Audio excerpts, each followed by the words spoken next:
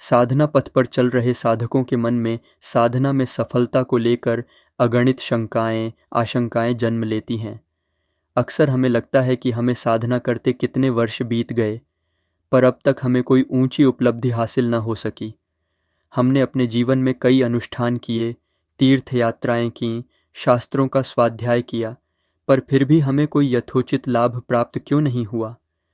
हमने सद्गुरु से दीक्षा ली, फिर भी हमारी साधना सफल क्यों नहीं हो सकी? आदि प्रश्न अक्सर हमारे मन में उठते हैं।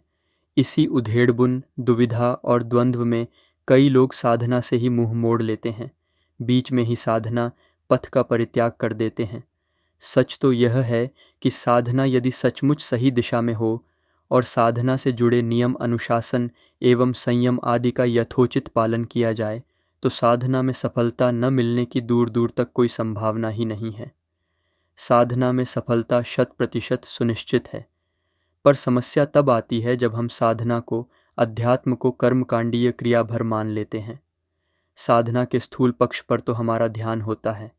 माला, जप, हवन, पूजा आदि क्रियाएं हम करते तो हैं, पर उन क्रियाओं के वास्तविक दर्शन, तत्व दर्शन की हम अक्सर उपेक्षा ही करते हैं। परिणाम स्वरूप ये सारी क्रियाएं बौद्धिक क्रियाएं मात्र बनकर रह जाती हैं। इसी कारण हमारी भावनाएं इनसे अछूती ही रह जाती हैं। हमारी भावनाएं परिष्कृत नहीं हो पाती और हमारी आत्मा आह्लादित नहीं हो पाती। हमें अपने अंतस में आत्मा के रूप में विराजमान परमात्मा की अनुभूति नहीं हो पाती। उनका कृपा प्रसाद हमें नहीं मिल पाता। मिले भी तो कैसे? क्योंकि साधना में सफलता का सीधा अर्थ हम अक्सर यही मानते हैं कि हमारी भौतिक प्रगति और अधिक हुई या नहीं, हमारे धन, संपदा, यश, गौरव में वृद्धि हुई या नहीं। वास्तव में ये सारी चीज़ें कोई आध्यात्मिक उपलब्धि नहीं, बल्कि भौतिक उपलब्धियां ही हैं।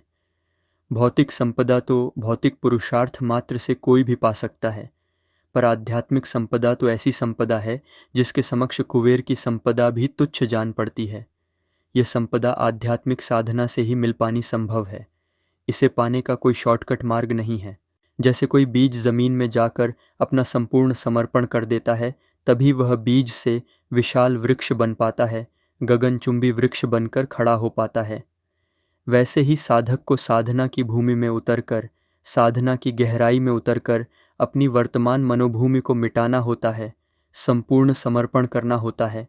तभी उसके अंदर एक नए मनुष्य का जन्म होता है।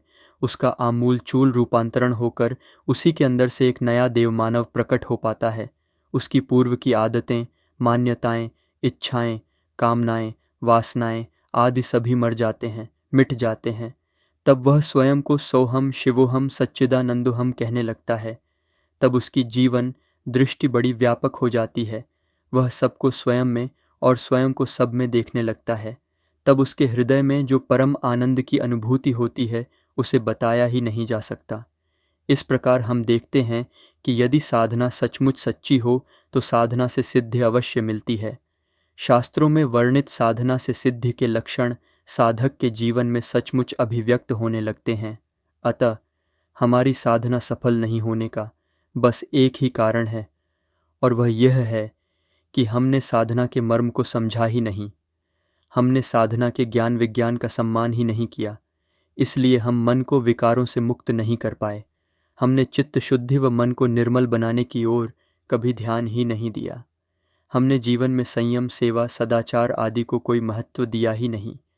हमने तो बस अपने आराध्य को, अपने गुरु को, अपने भगवान को मनोकामना पूर्ति का एक यंत्र भर मान लिया और उन्हें मूर्तियों और मंदिरों तक ही सीमित समझते रह गए। इसलिए भगवान को पुष्प, अक्षत, नैवेद्य आदि भेंट चढ़ाने भर को ही हम साधना मानते रहे। मंदिरों में जाकर भगवान के समक्ष रोते, गिड़गिड़ाते रहे, एक लंबा चौड़ा मांगपत्र प्रस्तुत करते रहे और पूजन सामग्री चढ़ाकर भगवान को अपनी मनोकामना पूर्ति हेतु बहलाने, फुसलाने व रिझाने में लगे रहे। मनोकामना नहीं पूरी होने पर धर्म, अध्यात्म को कोसते रहे, अपने आराध्य गुरु व भगवान को कोसते रहे। पर हमने कभी इस ओर ध्यान ही नहीं दिया कि वास्तव में हमारे गुरु, हमारे आराध्य, हमारे भगवान हमसे क्या चाहते हैं, वे हमें क्या बनाना चाहते हैं। देव दुर्लभ मानव जीवन देकर तो भगवान ने हमें स्वतः ही सब कुछ दे दिया है। आत्मा के रूप में परमपिता परमेश्वर हमारे अंतस में स्वयं विराज रहे हैं। हमें तो जप तप योग की अग्नि में स्वयं को तपाकर बीज से वृक्ष बनना है, मानव से माधव बनना है, नर से नारायण बनना है। पर इस ओर हमने ध्यान ही कहाँ दिया। हम भूल गए कि वस्तुतः हमें तो अपने समस्त विकारों से मुक्त होना भर है। हमें तो साधना में रहकर अपनी इच्छाओं से वासनाओं से मुक्त होना है, अपने चित्त को मन को निर्मल परिष्कृत व पावन बनाना है। हमने भगवान का जलाभिषेक तो किया, पर क्या हमने अपने चित्त का जलाभिषेक किया? भगवान पर हमने खूब पुष्प चढ़ाए, पर क्या हमारे चरित्र में भी फूलों की महक आई? हमने भगवान के समक्ष खूब नैवेद्य व शहद चढ़ाए, यह अच्छी बात है, पर क्या हमारे व्यवहार में मधुरता आई? हमने भगवान के ऊपर खूब भस्म लेपन किए, पर क्या हम कभी यह विचार कर पाए कि हमारा शरीर भी एक दिन भस्मीभूत होने वाला है और हमें इस देव दुर्लभ तन में रहते हुए अपने जीवन के परम लक्ष्य को प्राप्त कर लेना है। हमने खूब यज्ञ किए, खूब आहुतियाँ दी, पर क्या अपने समय, श्रम, प्रतिभा व धन आदि की आहुतियाँ देकर इस विश्व ब्रह्मांड के रूप में अभिव्यक्त परमेश्वर की सचमुच पूजा की? क्या पर सेवा परोपकार की प्रवृत्ति हम में जागृत हो सकी? जिस आराध्य को भगवान को हम मंदिरों में निहारते हैं, उस भगवान को क्या हम दीन दुखियों में, अपनों में, परायों में, यत्र तत्र सर्वत्र भी निहार पाए? क्या उन सब में हमें अपने आराध्य की छवि दिखने लगी? क्या दूसरों के दुख से हमारा मन द्रवित होने लगा? क्या उनकी सेवा को मन बेचैन होने लगा? क्या उन्हें देखकर आंखों में आंसू और हृदय में भाव संवेदनाएं उमड़ने घुमड़ने लगे? हमने स्तुति व आरती के माध्यम से भगवान के दिव्य गुणों को खूब गाया, पर क्या हम उन गुणों को अपने जीवन में भी उतार पाए? क्या हम कर्म करते समय यह याद रख पाए कि ईश्वर सर्वत्र है, सर्वज्ञ है, सर्वशक्तिशाली है? वह सर्वज्ञ सर्वव्यापी ईश्वर हमारे हर कर्म को देख रहा है और हमें अपने कर्मों का ही फल मिलने वाला है, क्योंकि ईश्वर न्यायकारी है। वह किसी के साथ पक्षपात नहीं कर सकता। इसीलिए युगर्षि परम पूज्य गुरुदेव साधकों के लिए एक 18 सूत्रीय संविधान सृजित किया, जिसके प्रथम सूत्र में ही उन्होंने उपदेश दिया।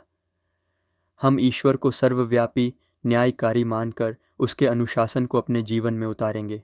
साधना का अर्थ याचना या कामना नहीं, वरन ईश्वरीय अनुशासन को जीना है, उस पर जीवन भर चलना है। जिस प्रकार एक गुरु को सभी प्रकार से अनुशासित शिष्य सबसे प्रिय होता है, उसी प्रकार भगवान शिव रामचरितमानस में कहते हैं, सोई सेवक प्रियतम मम सोई, मम अनुशासन मानय जोई। अर्थात भगवान शिव कहते हैं, वही हमारा सेवक है, वही हमारे लिए अधिक प्रिय है। जो हमारे द्वारा बताए रास्ते पर चलता है, हमारा अनुशासन मानता है। भगवान राम भी रामचरितमानस में यही कहते हैं, निर्मल मन जन सो मोहि पावा, मोहि कपट छल छिद्र न भावा।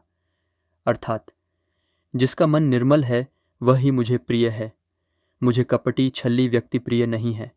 अतः अपने मन मंदिर में भगवान को बसाने के लिए व उनकी कृपा पाने के लिए मन का निर्मल होना आवश्यक है, ईश्वर के अनुशासन को मानना आवश्यक है, अपने अंतस का आमूलचूल रूपांतरण आवश्यक है। सचमुच समस्त साधनाओं का, पूजा पद्धतियों का सार भी यही है। यदि हम ऐसा कर सके तो हमारी साधना सचमुच ही फलदायक है।